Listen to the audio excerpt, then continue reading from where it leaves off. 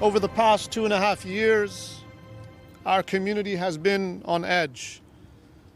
This verdict today means that we can finally exhale.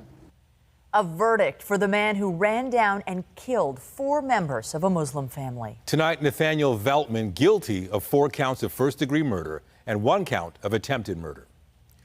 Good evening. It was an attack that sent shockwaves across the community of London and the entire country. 4 members of a Muslim family killed, the only survivor, a boy, just 9 at the time.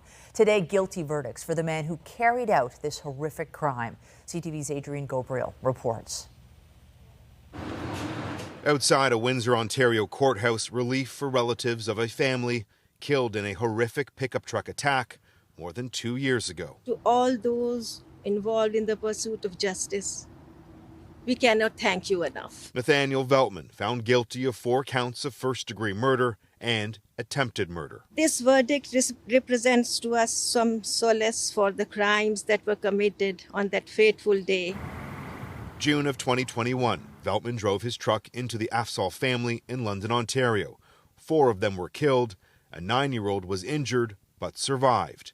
The Crown argued the crime was an act of terrorism. This trial and verdict are a reminder that there is still much work to be done to address hatred in all forms that lives in our communities. Veltman pleaded not guilty. His lawyer argued Veltman was suffering from mental illness and the effects of magic mushrooms. The Crown insisted the attack was planned and purposeful, telling the jury Veltman bought a vehicle and body armor specifically for an attack and ranted against Muslims in his manifesto. The jury agreed. If at the end of a trial like this, you've done everything you could do for your client and said everything you'd say for your client, then you can live with the result. After a lengthy trial, the jury began deliberations yesterday afternoon and quickly reached their decision. This tells me from the beginning that this jury had no difficulty understanding the evidence and had no difficulty understanding the law. And CTV's Adrian Gabriel's in Windsor tonight and joins us with more on today's verdict. Adrian, the verdict didn't take long. What was the reaction in the courtroom? Inside the courtroom, as you can imagine, it was emotional. Family members breaking out in tears. A female juror read the verdict. Her hands were shaking. She was visibly upset as she was reading out the verdict. Nathaniel Veltman didn't make eye contact with anyone, was looking straight ahead as he walked out.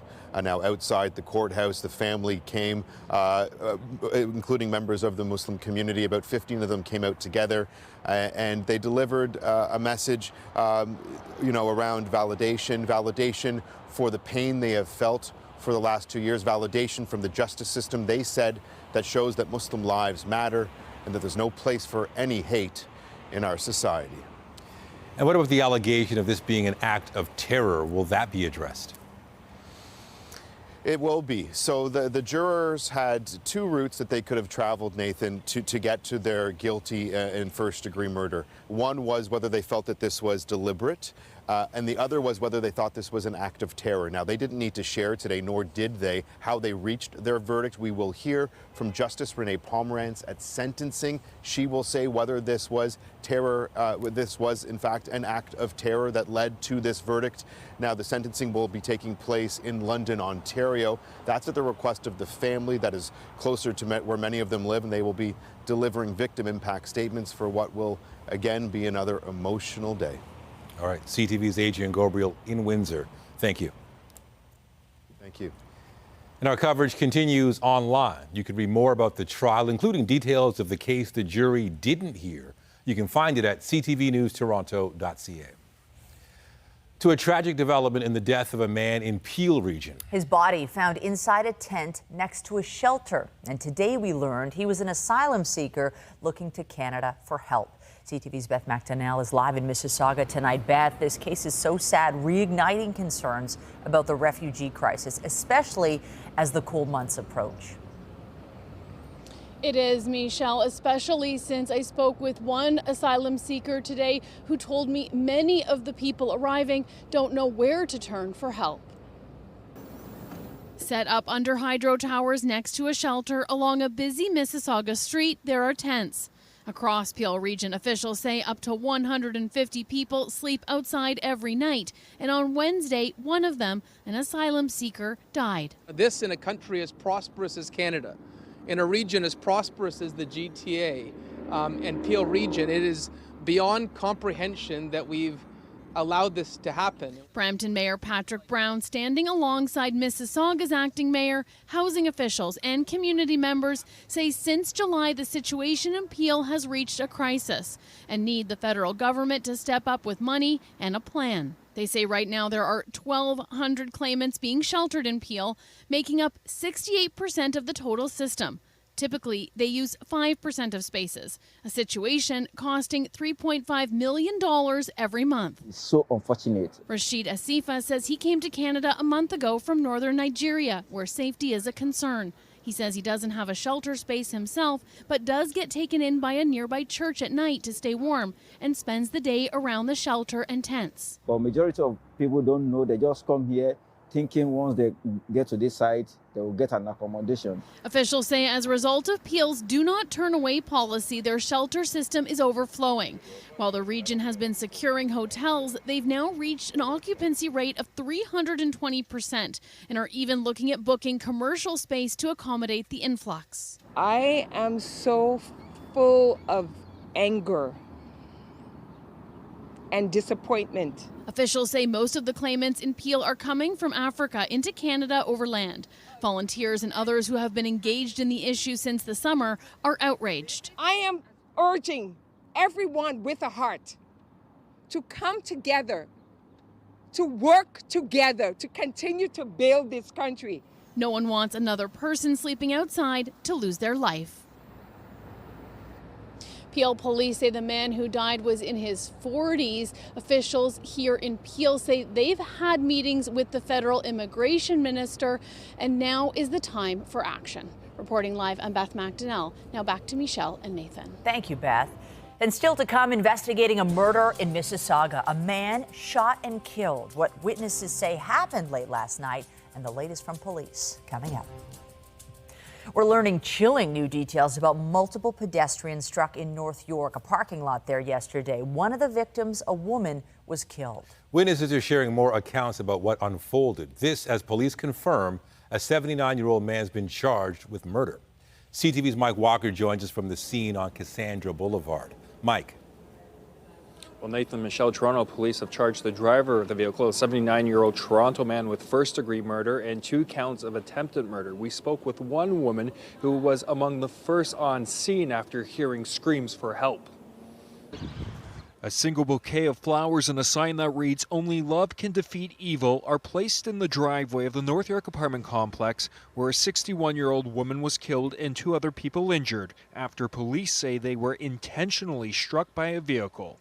It was very traumatic. Leslie Halls ran to help after hearing screams from her apartment. Her husband just kept wanting to be with her and wanting just, it's my wife. He ran over her. It happened just after 12:30 Wednesday afternoon near Victoria Park in Cassandra. Halls relayed information to a 911 dispatcher over the phone. She says the woman's husband was among the other people struck by the vehicle. The poor lady was just blood. Just blood all down her face, all down her arm. Her husband was over top of her. He had a big gash above his left eyebrow. The driver remained in the car. He was arrested at the scene shortly after police arrived. He was sitting in his car and he just started to wave his hand. So I don't know if he was like, I give up. Toronto police have charged 79-year-old Cyril Garofano with first-degree murder and 2 counts of attempted murder. Investigators said the accused and victims are known to one another but haven't provided specifics. We understand there is a familial relation.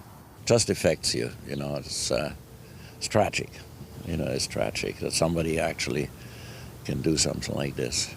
It's horrible. I mean, it'd be a shock to the people here, I'm sure. A police officer stands guard outside Garofano's apartment. Neighbors tell CTV News he lived in the building for years, some reporting issues in the past. I greeted him, but he never greeted me back. So when I heard from other people that he was not a pleasant person who was living here. I've ran into a couple of times, and it's never been positive. He's always basically growled at me. An apartment complex mostly of seniors still reeling. At this point, the motive remains unclear.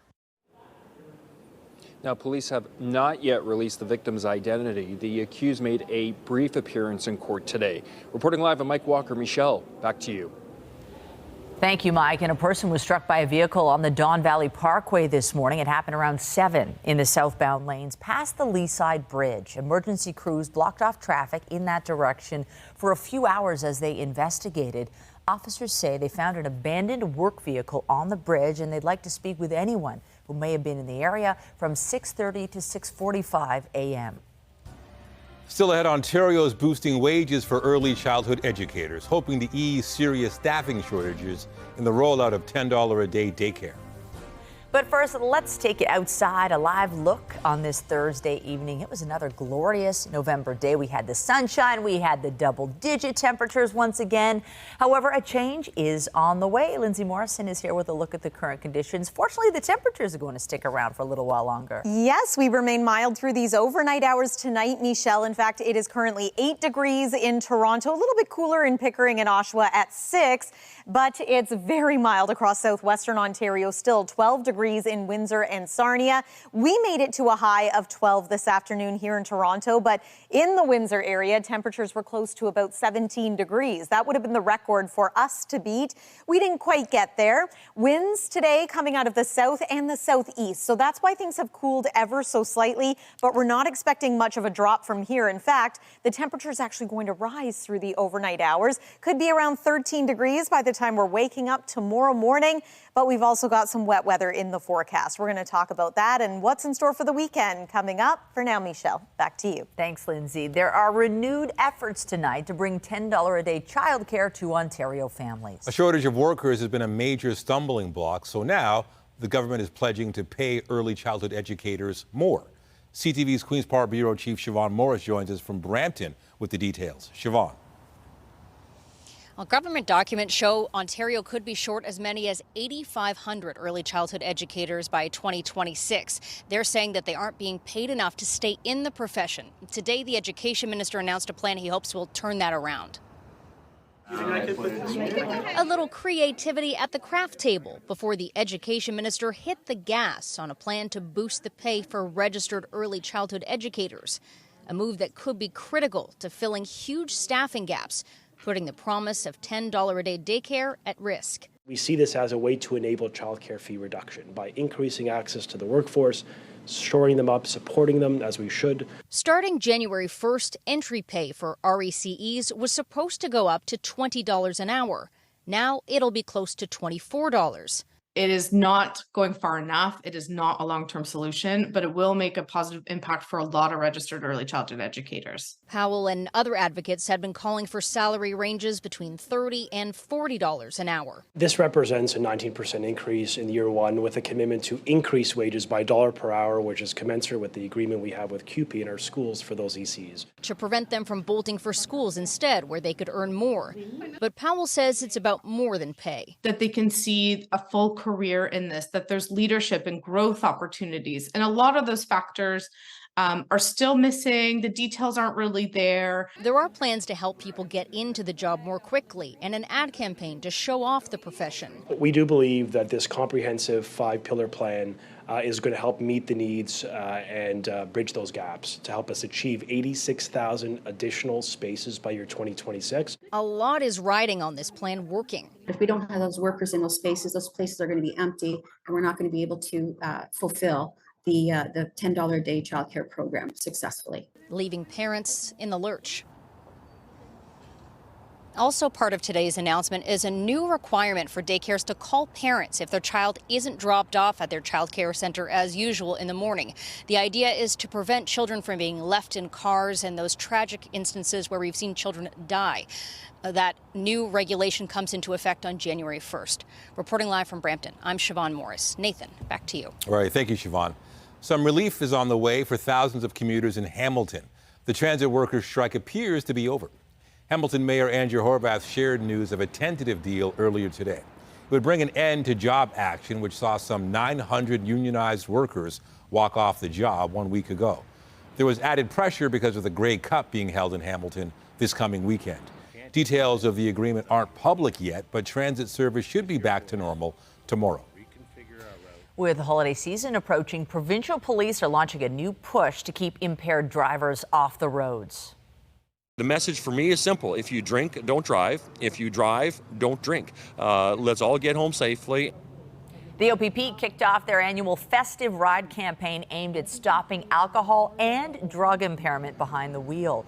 42 people have died so far this year in alcohol-related crashes investigated by the OPP. A major financial boost for a popular community recreation hub in the city. This investment will go towards helping to lower energy consumption and emissions through upgrades that will cut the energy costs of the building in half. And this investment will help create a new Indigenous programming space right here at the Brickworks. The federal government is spending $2 million to help retrofit the Ravine project at the Evergreen Brickworks. It's a former industrial brick factory that has been turned into Canada's first large-scale community environmental centre. Evergreen transformed the site in 2010 and is now also spending $800,000 on the new improvements. We turn to a murder investigation in Mississauga. A shooting that's left one man dead, and tonight we're learning more about the victim as police continue their work to find out who did it. CTV's Allison Hurst joins us live from the Royal Windsor Drive area with the latest. Allison. This is a very industrial area, but on this property is also a house. And we spoke with the man who lives inside that house, who says just before midnight, he was woken to the sound of gunshots. Forensic investigators search for evidence inside this shed, while outside, scattered around the parking lot, are evidence markers. I hear the noise, like banging noise. Robert Jakosh lives on the property with his two daughters and was woken by gunshots shortly before midnight. I went to the shed and I see the shells on the floor, and I saw the guy on the ground, the blood. I ran back to the house, take the phone, scream to the kids, go upstairs, close the doors.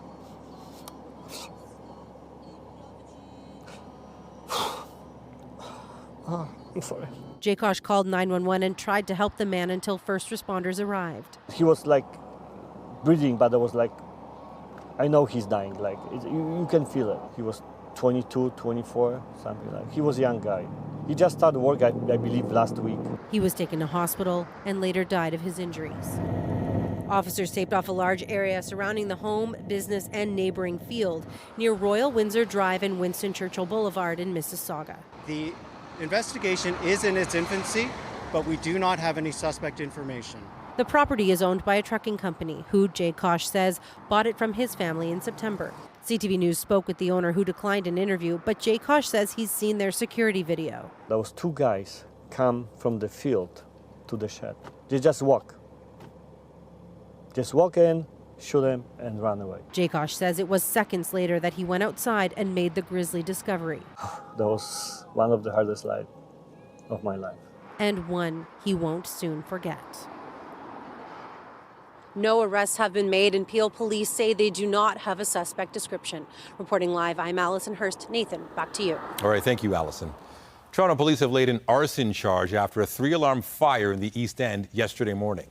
Fire crews were called to a row house near River and Gerrard at around 6 a.m., with the blaze quickly escalating before it was put out.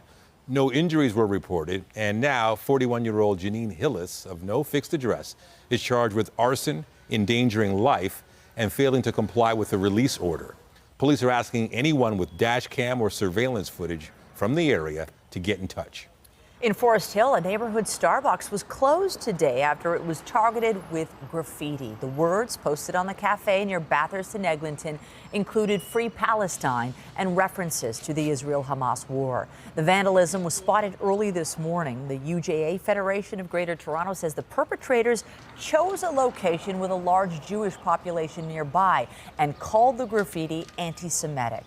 Toronto police say officers will liaise with the hate crimes unit as they investigate. We turn to the Middle East, where there are signs the Israeli military may be expanding its ground campaign in the Gaza Strip. In Israel, a funeral was held today for a Winnipeg-born peace activist killed in the October 7th Hamas attack that was followed by Israel's declaration of war. CTV's Annie Bergeron Oliver reports. She was murdered more than a month ago, but today the friends and family of Canadian-Israeli Vivian Silver were finally able to gather and pay tribute to the highly respected advocate of peace. I can't believe that Vivian won't personally witness her advocacy for a better world bear real fruit.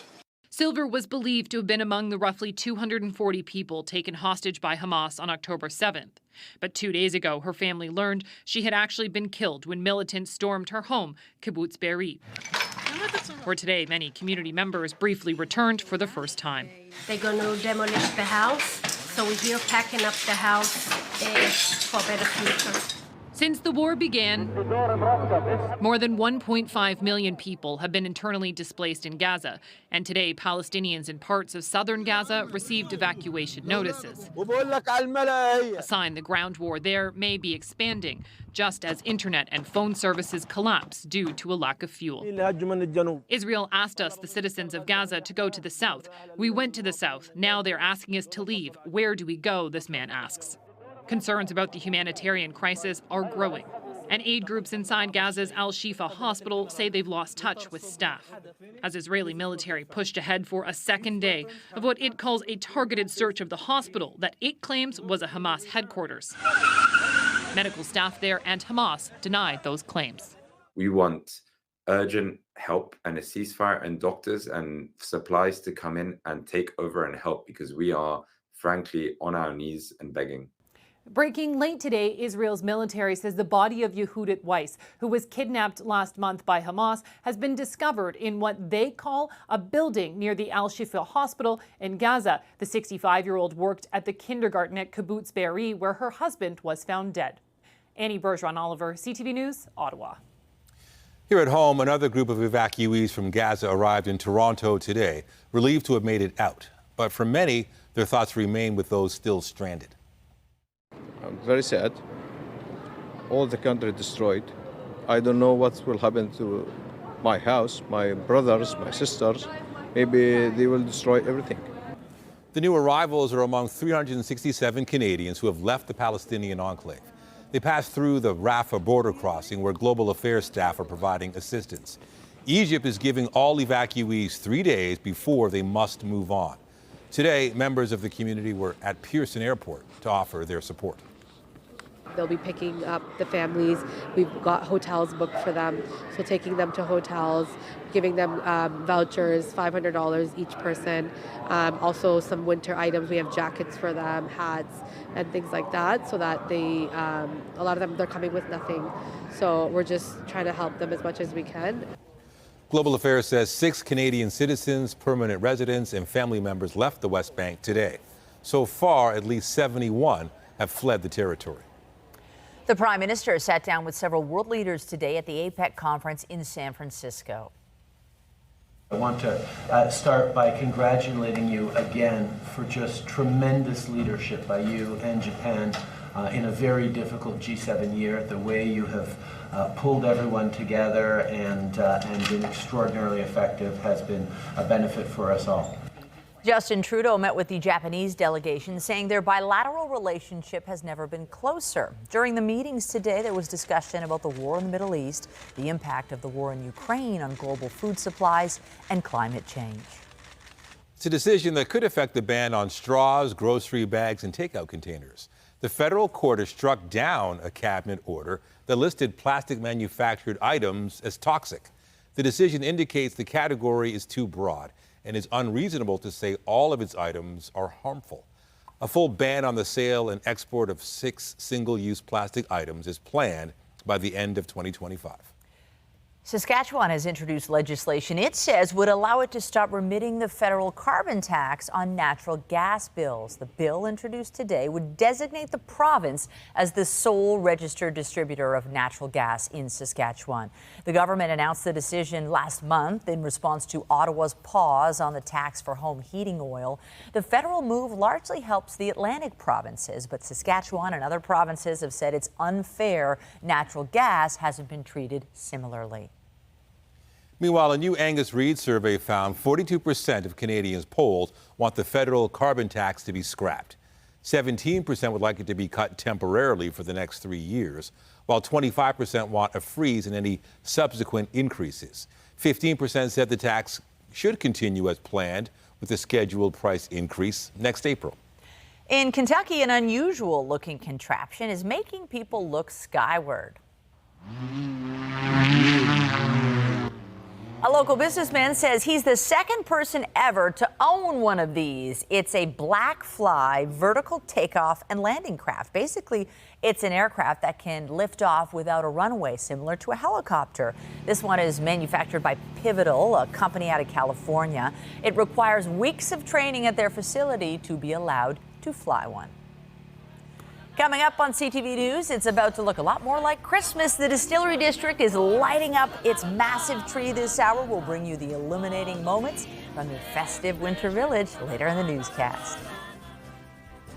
And I'm Pat Foran. Coming up on Consumer Alert, many people love their classic cars. It's a great hobby, but also an expensive one. A Lindsay man was excited to find his dream car for sale on an American website, but he ended up being scammed out of $30,000. I'll have my report. That's just ahead. The Atlantic hurricane season will be winding down, but it's still quite active. This disturbance south of Jamaica could form into a tropical depression. And while we're not expecting the same over Florida, this particular low has brought flooding rains to areas like South Beach and Fort Lauderdale. We have some rain in the forecast here for tomorrow, anywhere from 3 to maybe 7 millimeters of rain for Toronto, so not a lot. In the long-range forecast, however, we could be in for a few wet flurries. We'll talk about that coming up. And stay with us. We've got another full night of great shows for you right here on CTV.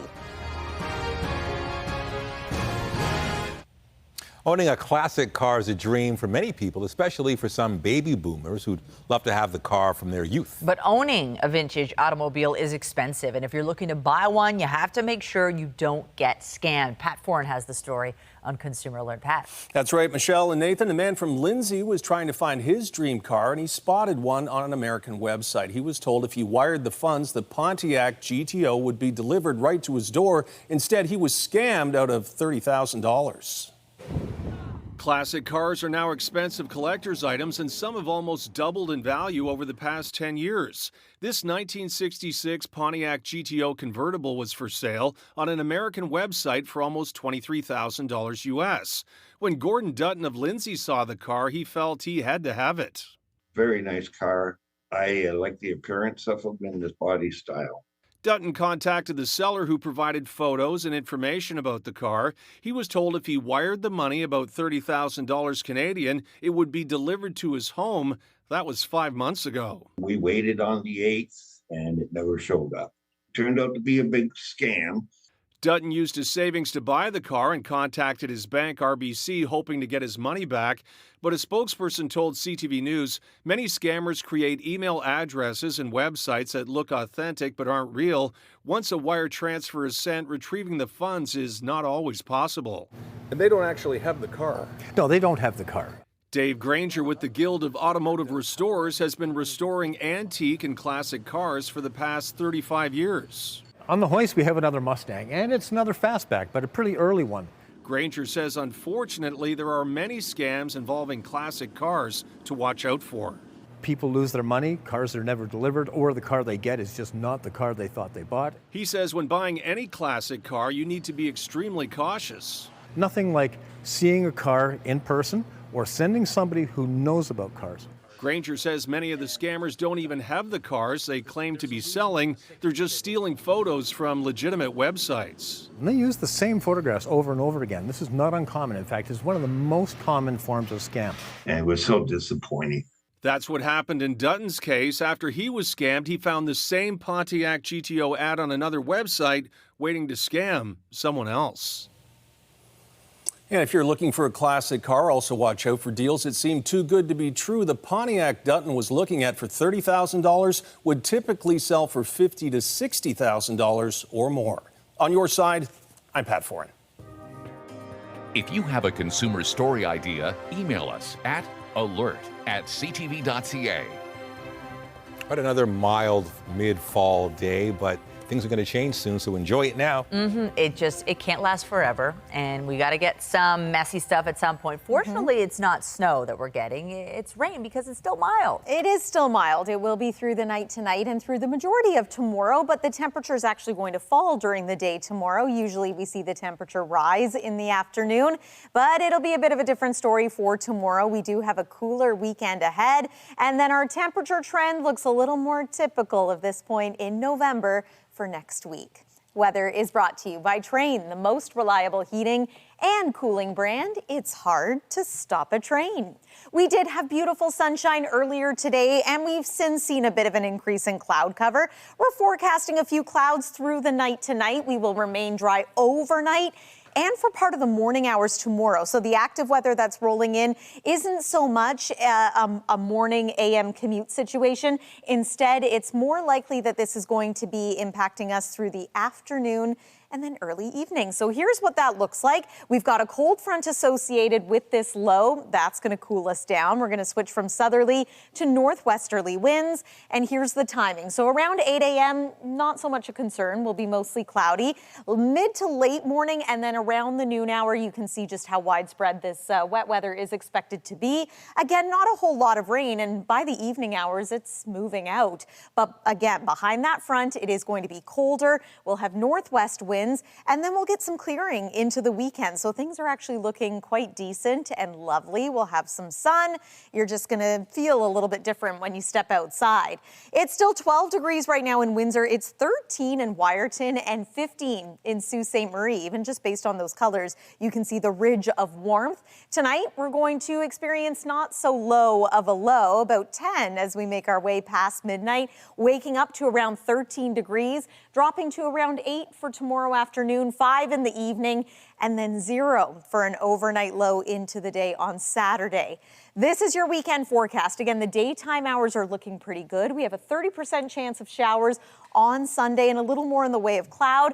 I am watching Saturday overnight into Sunday for maybe a few lake effect flurries, but that's predominantly around the shores of Georgian Bay. Into next week, though, things could get a little bit interesting for us here in the GTA. For example, our daytime high Monday is only about 3 degrees. We've got the next round of rain moving in for Tuesday, and this could be a little bit more of a soaker. We'll keep an eye on things. 7 for the high, and then chance of flurries or mixing overnight into Wednesday.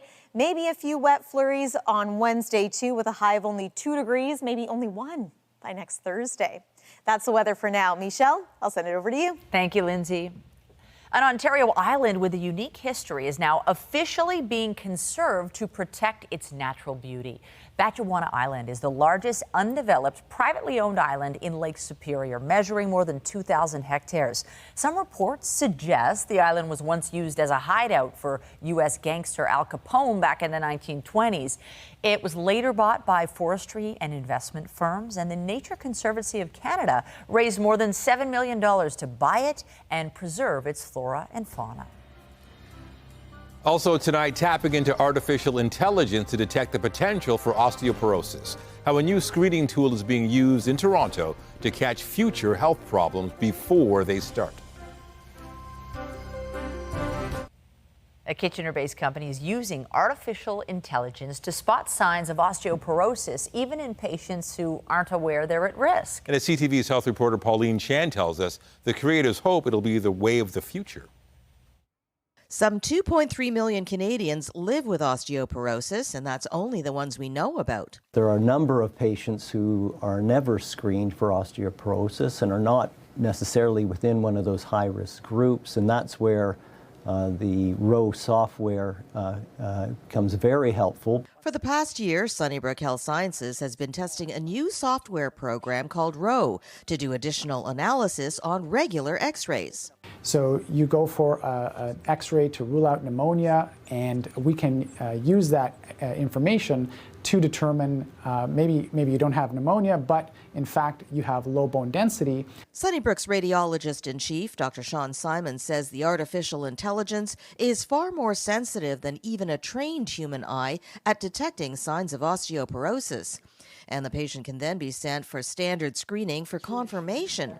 Row was developed by Kitchener-based 16-Bit with input from the MyTax internship program, and while there is a cost for the software, there are significant savings for the patient and the healthcare system. If they develop a fracture, they would require an acute hospital admission, possibly subsequent rehab hospital admission, and then the overall cost to the patient of quality of life if they have a fracture, because severe osteoporotic fractures can shorten your lifespan. Our goal for the next 12 months is to screen up to 1 million patients. And the company hopes eventually the use of Row will become standard with all medical radiology. Pauline Chan, CTV News. YouTube's launching a new set of AI music creation tools with some celebrity help. Just type in your idea and get a unique soundtrack for your short. Baby, we've got nothing in common. Charlie Puth and 8 other artists, including John Legend and Demi Lovato, lent their voices to YouTube's Dream Track experiment. It lets users describe the song they'd like to make, and those celebrities' computer-generated voices will sing it. For now, YouTube says the tools are available to a small group of music artists and creators. Late night host Jimmy Kimmel is returning to host the Academy Awards again. This will be Kimmel's 4th time hosting the prestigious award show. He was the host of this past year's ceremony in March and in 2017 and 2018. And not only is Kimmel returning, so is his wife. Molly McNerney is back for a 2nd year in a row to serve as a producer for the show. The final season of Netflix's The Crown debuted today, and Prince Harry is apparently pushing back on reports he's going to tune in. Interest in the princess's private life is unlikely to die down anytime soon. The press are on our tails constantly. The Royals' dramas, new episodes dramatize the events around Princess Diana's death in 1997. Despite some reports to the contrary, a source told Deadline the Duke of Sussex will not be watching season 6, as he has in earlier seasons, because of the sensitive nature of what it will show. We are approaching 10 years since the release of the first Frozen movie, and when it comes to the franchise, it looks like Disney isn't ready to let it go. Let it go, let it go. I am one with the wind and sky. We all know the song. The original animated musical movie was a major hit, as was the second, and we told you back in February a 3rd film has been announced. Well, today, Disney CEO Bob Iger said there is a Frozen 4 in the works, although he wouldn't say much more. Vancouver-born actor Ryan Reynolds has been officially inducted as a member of the Order of British Columbia. The Deadpool star received the honor, the highest a citizen can receive, during a private ceremony on Wednesday. Premier David Eby posted these photos to social media, saying that Reynolds exemplifies the best of British Columbia. After the break, seniors opting to stay put. A new report finds older Canadians are choosing to age in their homes. We'll tell you why just ahead. On the next CP24 breakfast, Toronto actress Jenna Warren dishes on her appearance in the upcoming Eli Roth horror flick Thanksgiving. A CP24 breakfast up first at 5:30. He intended to instill fear and terror in our hearts. Updating our top stories, more than 2 years after a deadly truck attack on a Muslim family in London, 22-year-old Nathaniel Veltman has been convicted in a Windsor courtroom of 4 counts of first-degree murder and 1 of attempted murder. Veltman had pleaded not guilty. A judge will now determine whether his actions were terrorism, a factor that could impact future parole eligibility. It is so unfortunate. Nobody can really compare to what is happening. It's really sad for everybody here yesterday. Officials in Peel Region say a person found dead outside a former Mississauga shelter yesterday was an asylum seeker. Brampton's mayor joined Mississauga's acting mayor and others at that site today to push Ottawa for more funds to house newcomers to Canada as they turn to the shelter system or the outdoors. It is not going far enough. It is not a long-term solution, but it will make a positive impact for a lot of registered early childhood educators. And the province is unveiling a new plan to fill staffing gaps in classrooms and push towards $10 a day daycare. A planned wage hike for registered early childhood educators in January will see wages go up to nearly $24 an hour. Advocates had called for higher salary ranges. Remember to keep up to date day and night through our website, ctvnewstoronto.ca, and by downloading the CTV News app. And if you have a news tip, photos, or video of breaking news, let us know. Construction on more homes broke ground last month compared to September, but total home building for 2023 so far is still lagging behind last year. B&M Bloomberg's Jacqueline Hansen has the details. Despite higher financing costs and other cost pressures, for 5 months in a row, new residential construction has increased in Canada. However, it's falling short of what's needed.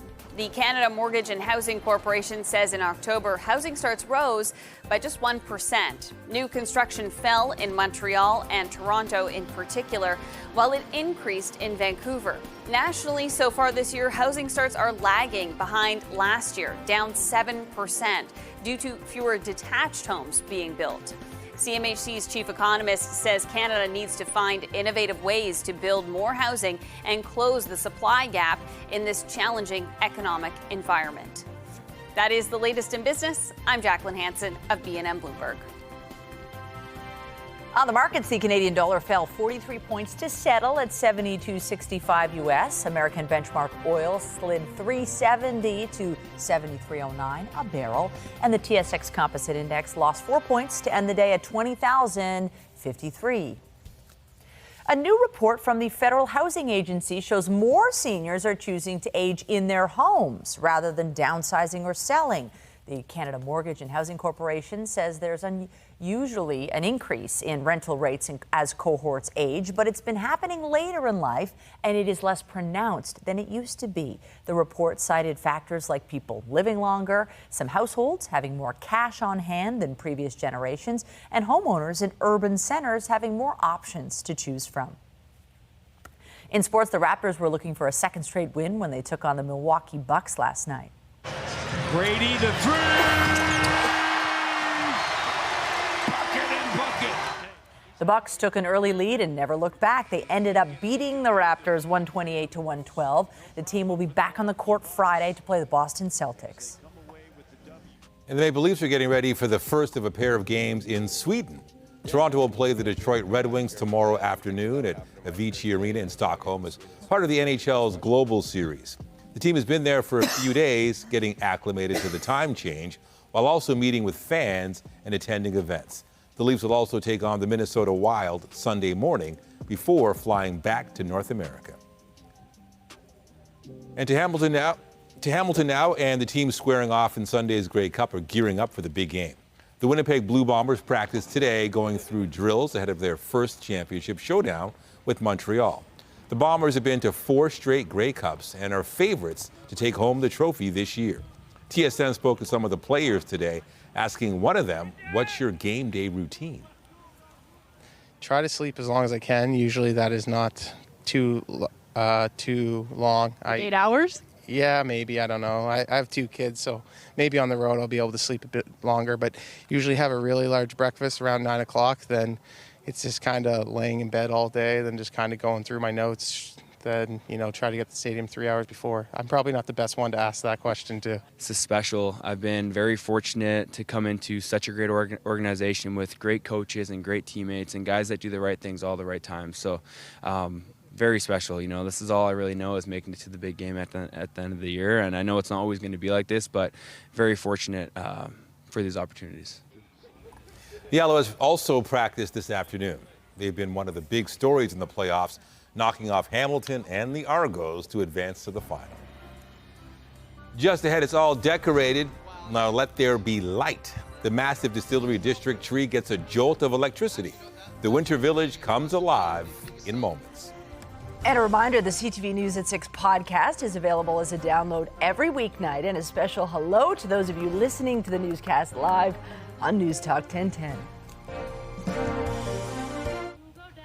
Crowds are gathered in the Distillery District this hour to mark the opening of this year's Winter Village. The event kicked off with the official Christmas tree lighting featuring a very special guest. 4, 3, 2, 1. Santa led the countdown to the tree lighting featuring a 17-meter or 56-foot tall silver fir Christmas tree. It was sourced from Egbert, Ontario, and designed by Christian Dior Parfum, I should say. The Distillery Winter Village is open through to January 7th, with tickets required on the weekends, Friday, Saturday, and Sunday after 4 p.m. And as the temperature changes and we're seeing more of Santa, apparently he's going to be quite busy this weekend. Santa is going to be very busy this weekend. I don't know if you know this, but Santa Claus parades are about to get going around southern Ontario. So we want to give you an idea of where you might find the man in red this weekend, especially a busy schedule on Saturday. The next couple of weekends here around the GTA, we're going to find Santa popping up at various parades, including the original Santa Claus parade in Toronto, and that happens on November 26th. We also have the Grey Cup happening this weekend. Here's a look at your forecast in the city of Hamilton for Sunday. It's looking like a decent day overall. It is going to be cooler this weekend compared to, well, the last couple of days here. We know this already. About 6 degrees, the forecast daytime high on Saturday, only about 5 on Sunday, getting even cooler at times through next week. And I'm eyeing next Tuesday for perhaps another round of wet weather. That's in addition to what's in store for tomorrow. So again, maybe 5 millimeters of rain for tomorrow afternoon, and the temperature cooling as we head into the nighttime hours. Nathan and Michelle. All right, thank you, Lindsay. Be sure to join Omar Sachedina tonight at 11 for CTV National News, followed by Zoraida Allman with our next local newscast at 11:30. In the meantime, our coverage continues anytime on CP24 and online at ctvnewstoronto.ca. For Lindsay Morrison and all of us at CTV News, thank you for watching and have a good night.